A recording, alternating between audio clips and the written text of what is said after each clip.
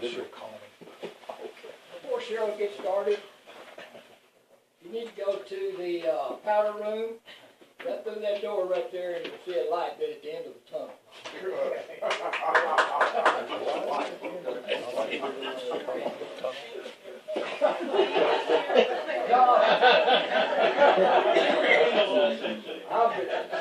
You're going. I'm Cheryl Chambers, I'm county treasurer. I brought notes, but I'm going to try not to read them. I just started my second term. I was originally sworn in January 1st, 2011. I'm a lifelong resident of Ellis County. I married Steve Chambers. Steve here makes his too. We have 2 children. Justin Chambers is graduates of Boston University. I'm very proud of that. I brought with me 2 different pamphlets about my Texas Association of Counties. It says who does what in Ellis County, and then questions. Here's my question: where do I go? So feel free to take these. I kind of open the top of them. Currently, the treasurer's office has 2 full-time employees. I have Lori Hartley as my chief deputy. She handles all the receiving and dispersing for our office, and Cheryl Z. She's the deputy treasurer that takes care of payroll. The county treasurer is the banker for the county. We're responsible for receiving all funds that belong to the county and dispersing those funds. So whether it's for accounts payable or payroll, all checks come out of my office. We only pay those bills with approval of the Commissioner's Court. So the Commissioner's Court has approved it. I have to pay the bill when it says no. County auditor has approved it. Make sure that the Commissioner's Court has approved it.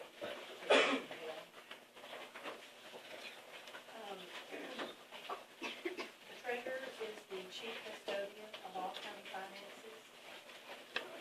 Each office is required by the local government code to turn in money to my office daily.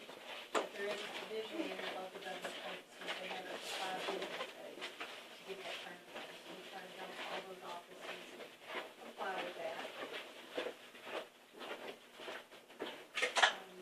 Each month I'm required to do a treasury report that is posted on the county website under the treasury page that lists by fund the receipts and those disbursements that you can see. It ties back to our bank statements. We're responsible for reconciling, about 24 bank statements each month. Some of them are small and have few transactions, and a couple of them have a lot of transactions, so it can take quite a bit of work to get those sometimes balanced.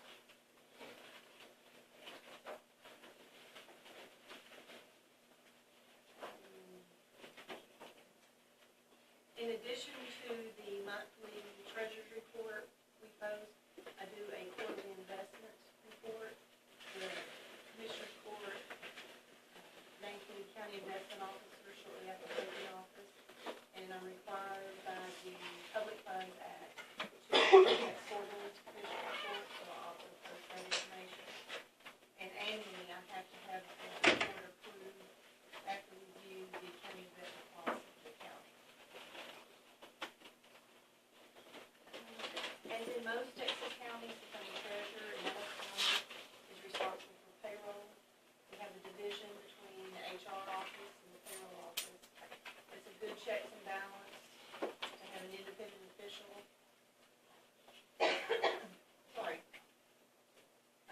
Making sure that the payroll does align with the budget that the Commissioner's Court has approved.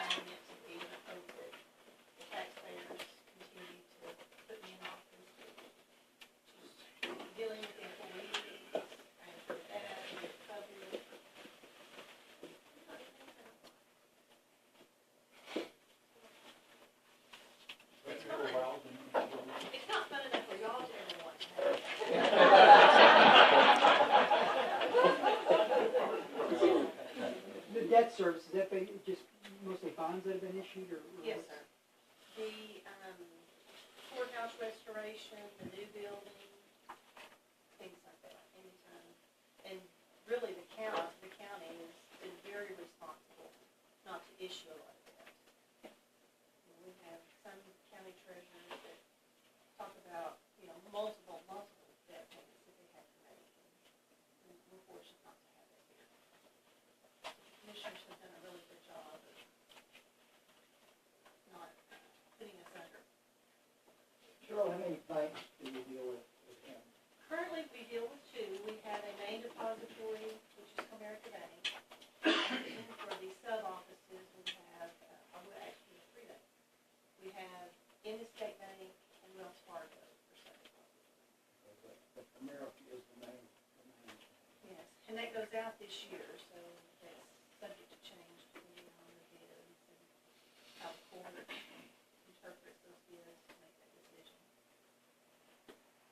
When all of the invoices comes to your department, each department head has already approved that.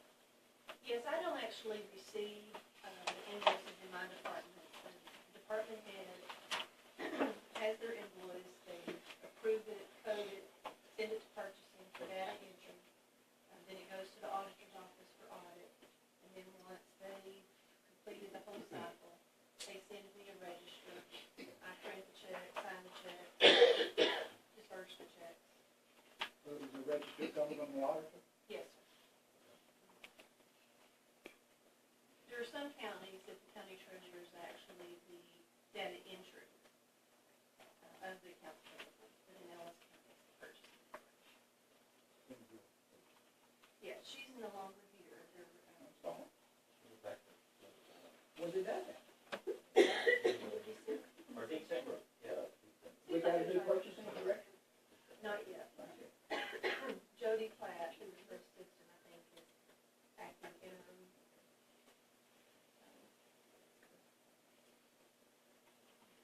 So we're on the third floor now, in case you want to visit you. In the new courthouse, right outside Judge Luck's courtroom, That's right. if you happen to be there, the board, anything you need to be in the courtroom, What if I need a bill paid? well, if you can get somebody to sign it, and the auditor's office to sign it, I'll sign it. But before I release checks, I do take registers to commissioners for approval. I do not do it.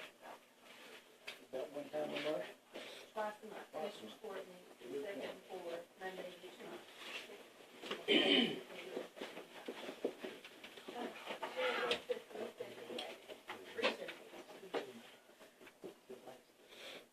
We do directions. We tell you which courtroom is in what office. We don't know what they all do. And we know where the bathrooms are.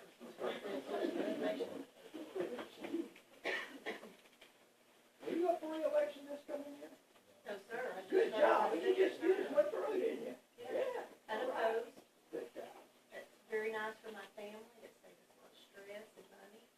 You have kids in college, you don't need to spend it on an election. You need to spend it on tuition. Thank you for inviting me. Public speaking is not my choice. Things to do.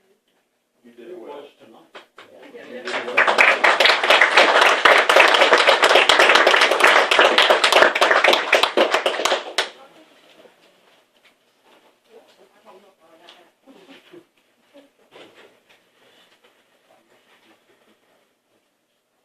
Jack, do you want to come and talk about the headquarters committee? I'd love to.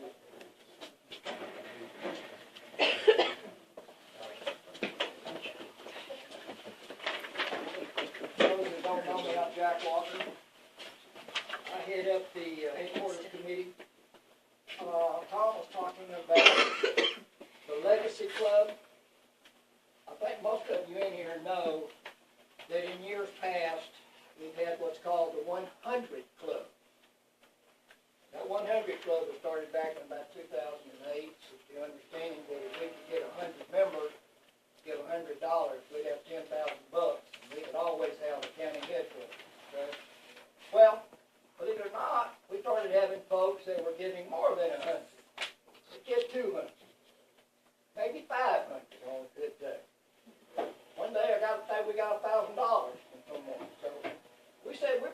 away from this 100 club.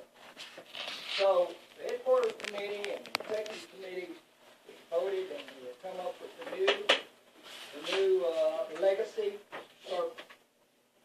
Legacy circle is going to have various levels. Starts at a student with a college or high school going for 15, and then it goes to 100, 200, 500, 1,000. So various levels in the legacy circle. Letters, we now have.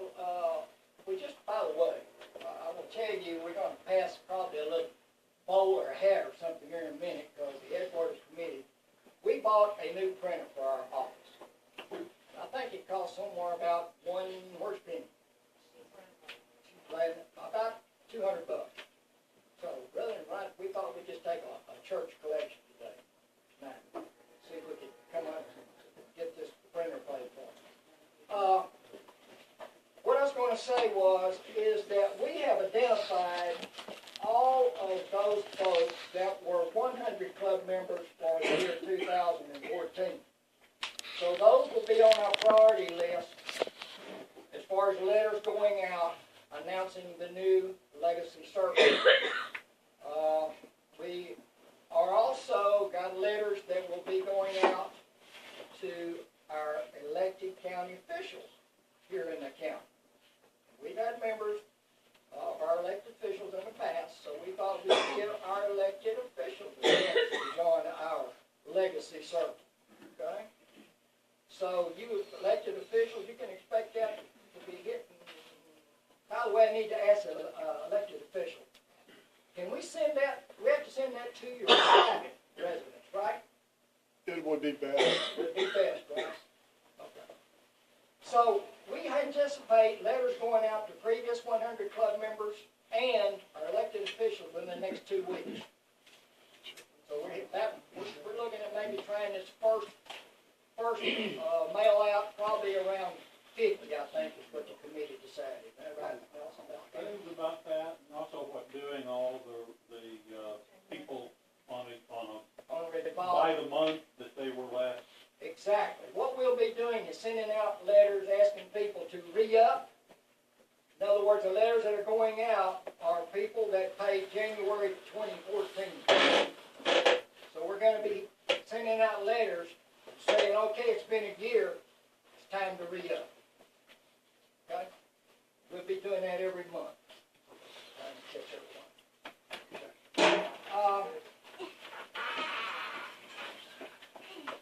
We are going to start keeping our Republican office open every Tuesday going forward. Everybody knows this is an off year. We don't have elections this year. But we decided we want to keep this Republican office open. So we're going to have this office open from 10 to 5 every Tuesday. Don't want to pass that word, okay? Already mentioned the prayer. It looks like, and this came out in our fundraiser discussion, it looks like our rent is probably going to go up. But we've been currently paying $600 a month for the past 2 years. By the way, this coming July, we will have been here. We'll be here 3 years. This coming July. What time passes? And it looks like our rent's probably going to bump up to $750. So the headquarters committee is probably going to be getting our heads together in February this month. We're going to come up with options. We're going to be presenting to the body, to the executive committee, about what we want to do going forward. I will tell you this. The Legacy Circle is just like the 100 Club. The Legacy Circle, those funds are for a Republican office in this county. So as long as we have a Legacy Circle, we will have an office, and it will be available. Right? But we're going to be looking at various options as to what we want to do going forward this year. We are currently, as Tom said, we are now a member of the Waxahachie Chamber, and we have been for several years. There's been quite a bit of discussion about also looking at the other major cities in the county, Ennis, Red Oak, and Midlothian, and become members of their chambers. So that we want to get the word out. We're not forgetting the other major cities in this county by any means. Okay? So we'll probably be doing that. That's about all I've got to report at this time. Are there any questions? Yes, Gordon?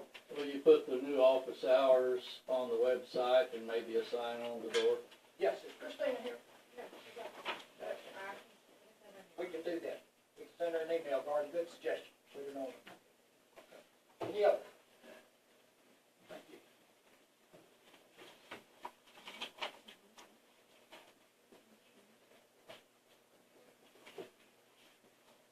Bylaws committee. Ashley, did you want to talk about the meeting that you're gonna have? February 16th at 7 o'clock, soon to be here, so that's the only update we have. And if you're not on that committee and you wanna come, it's open. You're more than welcome. Gary, you wanna come and give a finance committee report?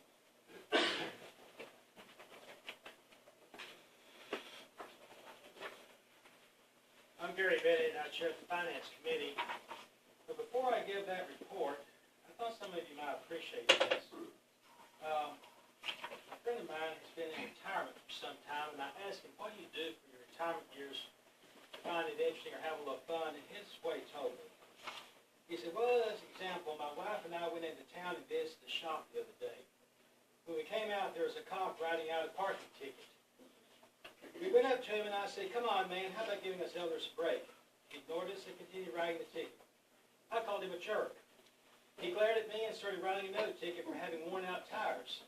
So my wife called him an idiot. He finished the second ticket, put it on the windshield with the first one, and then started writing more tickets, and this went on for about 10 minutes. The more we abused him, the more tickets he wrote. Just in our bus ride, we got on it to go home. We always look for cars with Obama 2012 or Hillary.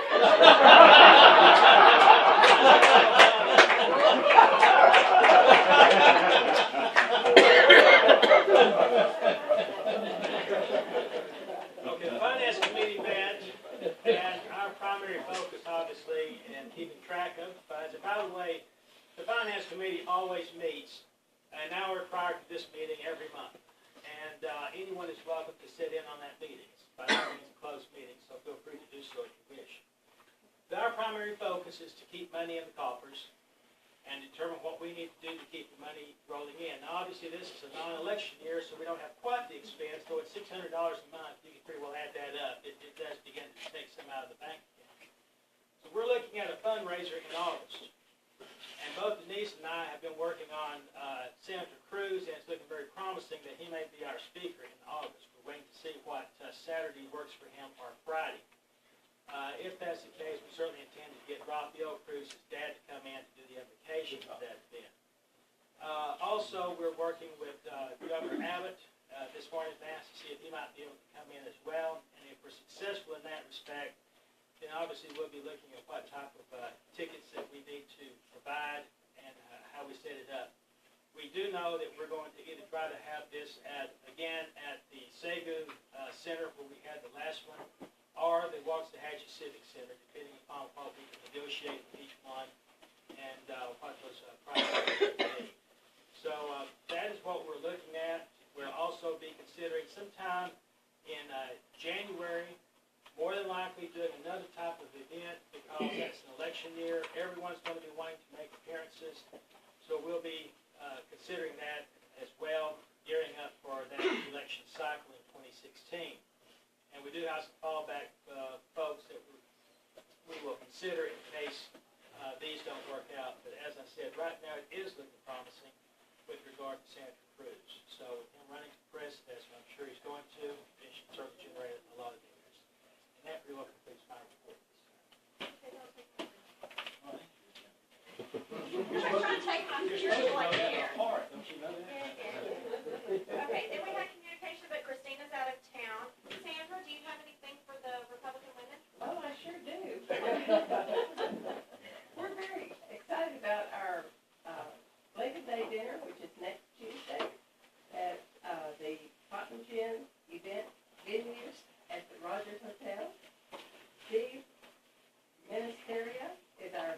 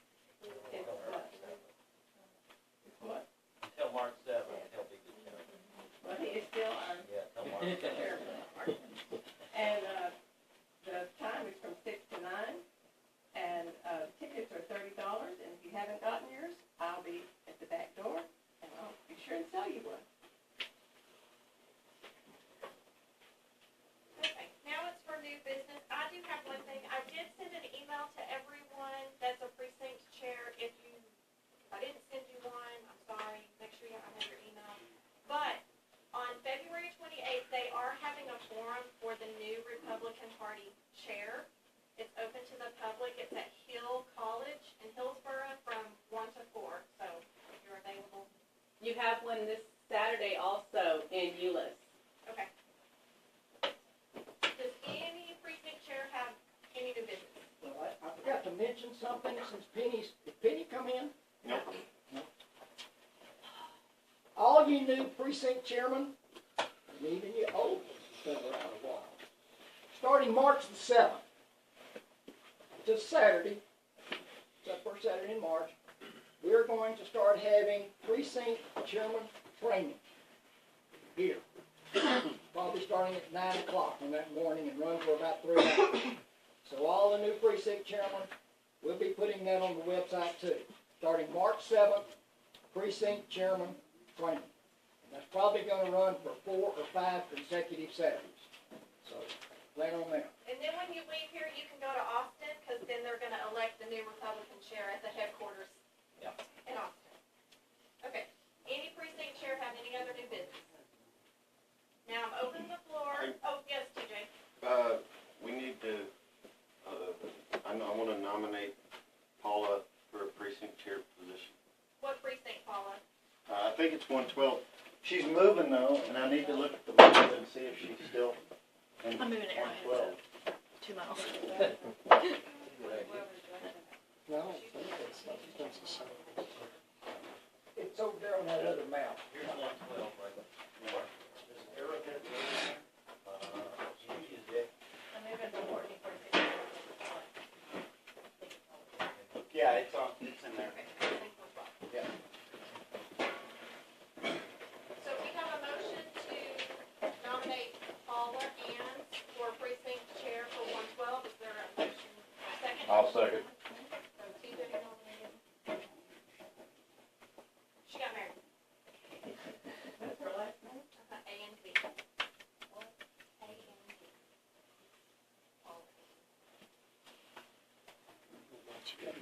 All those in favor, say aye. Aye. Any opposed? Welcome, Paula. Welcome, Paula. Now I'm opening this to the floor. I know that Marty was gonna come and speak about the high-speed rail, so you wanna come up and.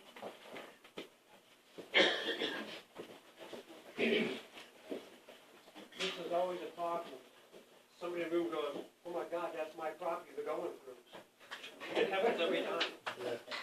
All of you are aware of the high-speed rail. I'm a technically concerned citizen.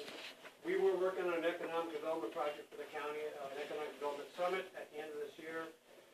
And it was going to be an economic development and technology summit, and after that, we're going to create the Ellis County Economic Development Line, where we can start collaborating, partnership, all the cities and county work together, and try to not be in the shadow of Dallas. And then all of a sudden, the shadow of Dallas nailed us with the high-speed rail, and we kind of put that project aside. And this high-speed rail, we sat down, our group, and we got some pretty talented people in the group, and we got our advisory board, and some elected officials, and some other prominent people in the community. We've been working hard on this, and we tried to put together an unbiased assessment of the high-speed rail. Time we finished, 15 pages, a month later, we didn't have one positive thing that we could find, and there's 2 of them, not just one. So all of a sudden we hear there's a high-speed rail. So we go up to the COG, North Central Texas Council of Governments, our friends. We find out not only we all know about the 2 toll roads coming into Ellis County already, 360 and 9, which they just recently gave us. Then we find out there's a high-speed rail coming. Well, lo and behold, we get up there, we find out there's 2 of them coming. And we're the only county in Texas going to get 2 high-speed rails. And the worst part is that there's no train stops in Ellis County. One of them goes from Dallas all the way to Houston, that's the first one, no stops. And the other one goes from Dallas down to San Antonio, to Austin, San Antonio, and that's going to be a stop at every county seat except Ellis County. And when we sat and we talked to the representatives, they told us, well, there can't be no crossings because of high speed. There's got to be underpasses or possibly overpasses. They're too expensive, and most of the elevation is going to be further south of us where all the hill country is, so it's got to be more flat for the train. So we'll be lucky if we get maybe 2 underpasses. This is what they told us. And we're like, well, wait a minute. I mean, they're talking TxDOT 18-foot, your standard underpass. 2 of them, possible. So right there, you think about that. Emergency vehicles, farmers can't get to the other side of their property. It's kind of, it was devastating, like a Berlin Wall going right through the county. And we do what, $160 million a year, I think Ellis County does in agricultural farming and ranching, and that's gonna make farming inoperable. It's gonna lower property values. It's gonna split school districts. It's gonna cause school districts to change how they get how their taxes are. I mean, this is gonna be a terrible thing for this county. It does nothing positive. At first, we were excited, wow, high-speed rail, we went up to thinking economic development. Well, it's not. We didn't even get a train station, I mean, for something, anything. And then we find out it's a small, in the transparency, these people are really trying, they didn't advertise the meeting hardly at all. They're trying to keep it under key. The same people that pushed that Texas transporter, remember that? 1,200 square feet wide. Well, this train is going to be anywhere from 80 to 300 feet wide, straight through, all the way. And because it's a high speed at 205 miles an hour, it's going to be pretty straight. And we found out that it's a small Texas train company that they're using, the Texas Central Railroad's a front company, and it's going to be a Japanese company because they're going to sell the trains. They're putting up over half the money. So we're going to have eminent domain in Texas from a foreign company, basically. And what people don't understand is that the laws, the statutes for railroads are different than for roads. Railroads have carte blanche. You want to come right through this building, they can do it, nobody can stop them. It's statutes. And in the railroad lobby, we found out it's too powerful to change the statutes at this point. So we have other options. We got a couple leases up there we're working on. I can't disclose it because you don't want people to certain powers to know about it, but you know. So we've hooked up all the way down to Houston with the other counties. We've been working with them.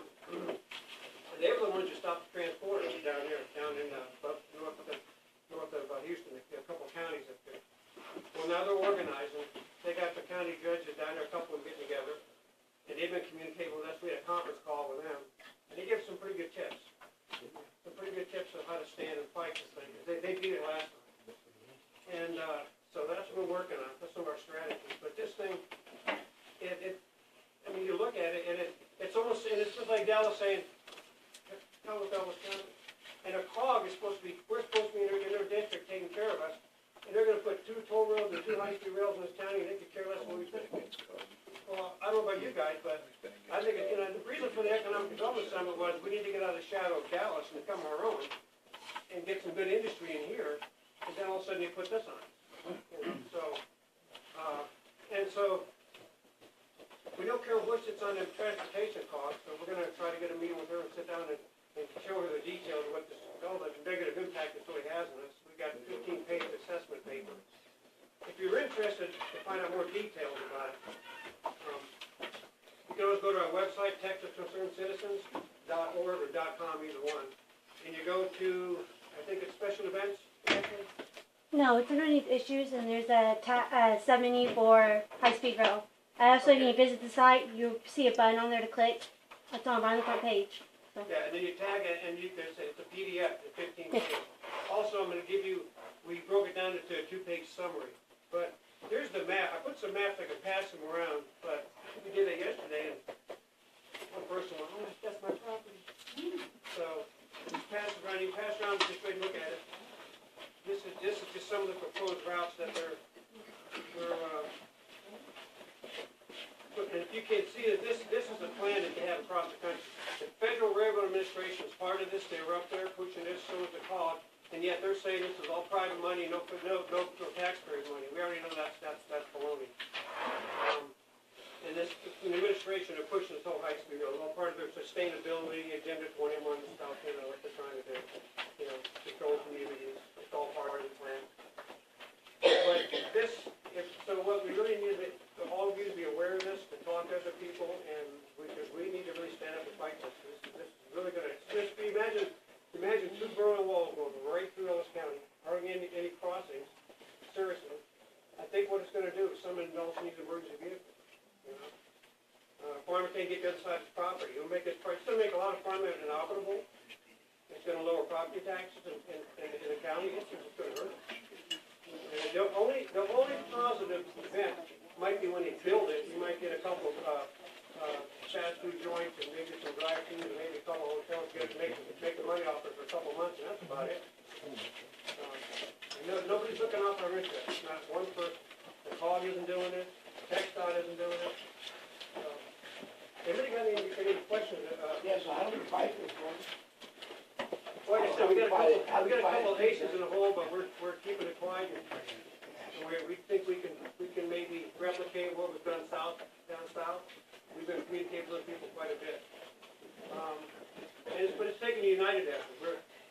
All the counties in between are gonna suffer just like us. But we're the only county that's gonna have two high speeds going right through our county. We're the only one in Texas, which is really gonna hurt us. And then they've already pushed it. They had a hearing here.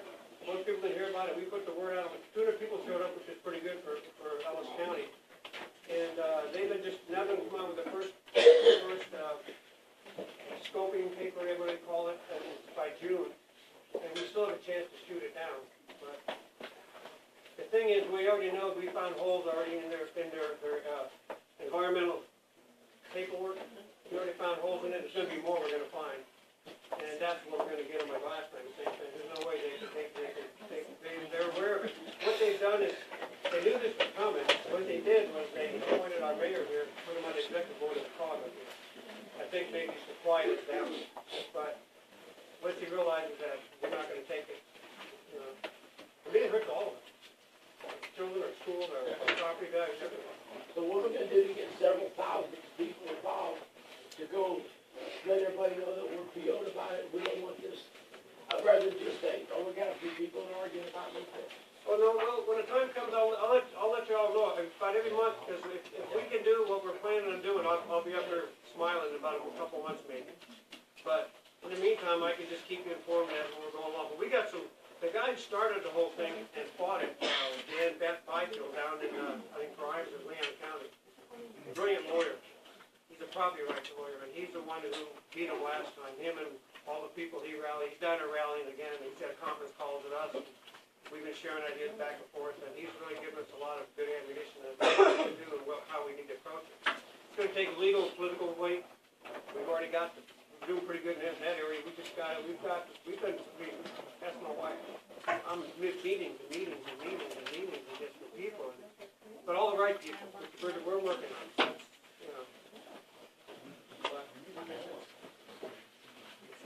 Yes, sir. You'll let us know if you have some kind of a public forum about it? Yeah, and also, we're talking to Denise in the meeting, and we think maybe we need to get to where the party, because we've already had, Commissioner Robertson was one who submitted the proposal to oppose it. I think Perry was one who seconded it, and at the Commissioner's Court. And we got John Ray just came out with a letter. We had Senator Burwell just came out with a letter. Him and a couple other senators opposing it. So we're getting, it doesn't really carry any weight, per se, but people are committing themselves. And it's going all the way down the line. And we should be hearing, they're organizing all of their court judges down there, the county judges, so we'll see. And they're looking at us to organize, we're looking at Navarro too. Navarro's gonna be nailed too. So we're looking at working with Navarro, getting them up and running and excited about it and up too. But these guys, there's a lot of money, there's a lot of political power behind us. They're pushing hard this time. They lost last time. They don't want to lose this time. But we can win if we, So. Marty, Yeah. will you be doing any public forums to allow voters in the different parts of the community to know about this? Because I suspect many of them don't even know it's coming. Most people know. We put the word out when they had that public, they call it scoping meeting. We had 200 people show up for that, and everybody opposed it. Everybody. And there's quite a few elected officials there, the Poultry and Robertson and other people there. They saw everybody stand up for the public. Social stuff that's already going on. If anything's on, do you get on Facebook? Okay. They have a Facebook page, Texas Concerned Citizens, and it'll lead them right to the website too. Okay, well, is it one specifically for this high-speed rail Yes. Well, page? Not a website, but a Facebook page and Twitter deal? no. See, that's something that needs to happen. Yeah. I'll talk to them about that. Because my land's So anyway, like that's 300 kinda what's acres going in on. south I'll over keep here, informed right next to as the we go along. Sullivans, and the Sullivans are going to be cut in half. good We are too. I'll talk to them about that. Gary said he forgot to mention two things. It's his property too.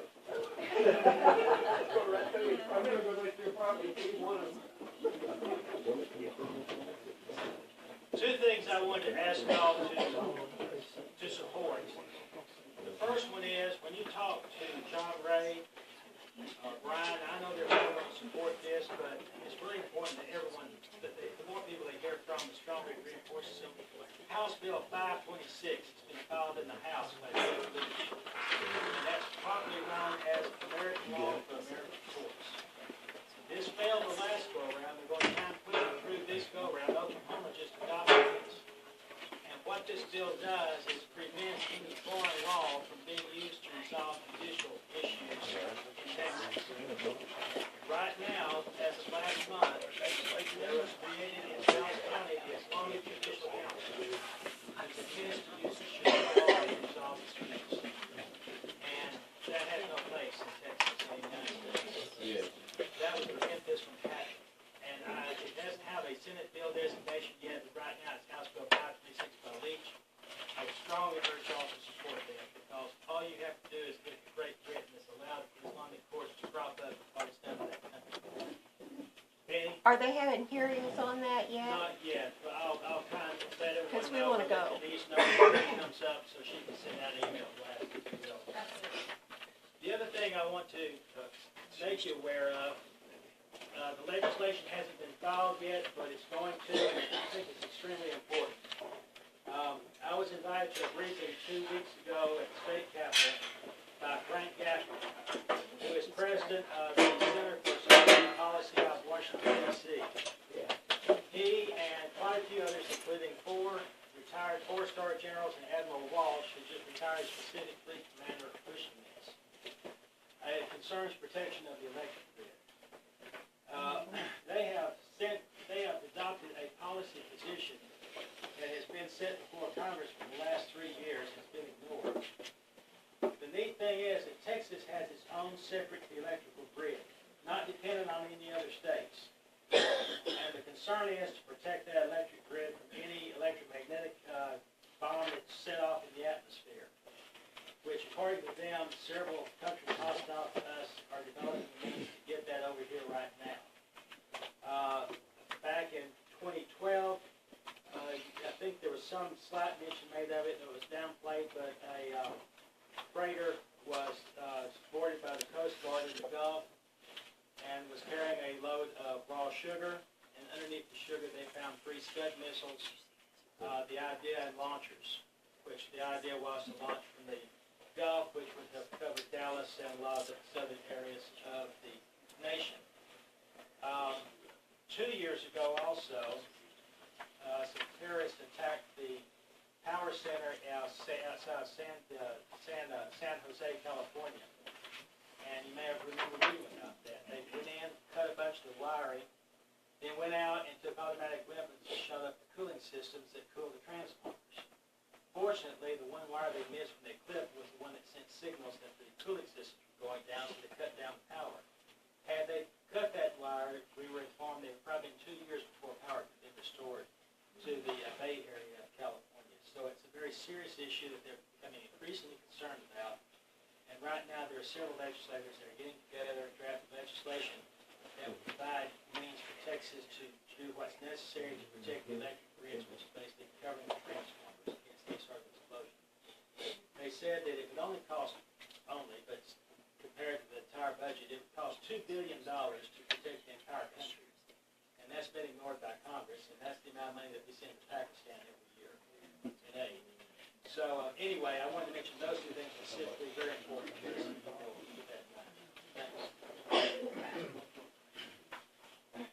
I just want to take a moment to really say thank you to Gary and Jack and those that have stepped up and headed committees, and Tom for doing this.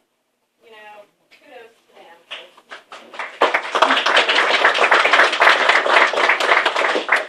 And also, I saw him sneak in gonna open it up to the public, if anybody, Amy? I don't know if you guys have been following any of the Republican National Committee meetings that have been going on. New for the 2016 primary is RNC sanctioned debates. One of the reasons you are not going to see a lot of your candidates announcing yet is that as soon as they announce, they are going to be limited to only the Republican National Committee sanctioned debates that start in August of this year. There's only going to be 9 debates. There's maybe 3 extras scheduled, but they're going to be scattered out over the country and each month. There are going to be pretty severe limitations on which candidates they allow to participate in those debates. And if any of those candidates participate in a non-sanctioned debate, they will be barred from participating in the rest of the sanctioned debates. So your candidates are treading a very fine line right now, which is why they're not really officially announcing. There were a few other things that were going on there as far as rules being adopted and resolutions being adopted. So keep an eye on that kind of stuff. I know you mentioned bills. If you guys thought, Penny, this might be up your alley, doing a workshop on how to use the Texas Legislature online website, because you can follow bills, you can track bills, you can have notifications sent to you about specific bills, you can search for bills by keyword, and see how many bills are out there on our electric system. And, you know, we've got one kind of bill that's been prioritized by the Republican Party at our state convention, and that was gun rights. Getting constitutional carry shall not be infringed through our legislature. Dan Patrick and Abbott both said that they would fight for open carry. Whether they fight for actual constitutional carry is going to be yet to be seen. Dan Patrick has, of all the people he could have appointed to that committee, he appointed the one Republican that won't even sign on to the campus carry bill, which is considered a shoo-in. So watch that committee closely, guys, because it's going to be hard getting stuff through it. Other than that, and there are 4 state chair forums that are going on right now. There was one in the Colony last Monday night. There's another one Saturday in Tarrant County in Euless. There's another one in Houston on the 25th, I think, and then there's the one in Hill County on the 28th. Yeah. Pretty much all of those either are or are going to be live streamed and archived. I know the one from last Monday is archived. Tom Meckler's picking up a lot of SREC endorsements, so if you guys have a problem with any of these guys, you better let your SREC members know, because they're the ones that are going to be voting on that. So I think that's it for me. Amy kind of hinted about the constitutional carry. The bill has been introduced in the House, HB 195. The bill has been carried in the Senate by Don Huffines. That's SB 342, and it's now in State Affairs Committee, and Brian Birdwell sits on that committee, so I would encourage all of you to give Brian a call and say, push for this to get a hearing and vote for it. And as far as I know, both of our state representative and our state senator are both supportive of this bill. But they haven't signed on to it yet. No.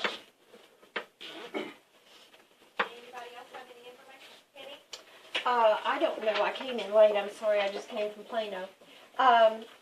Regarding Muslim Day, there is one of our, and you may have brought this up, Molly White. Have y'all discussed Molly White? Molly White is a freshman representative from the Belton area.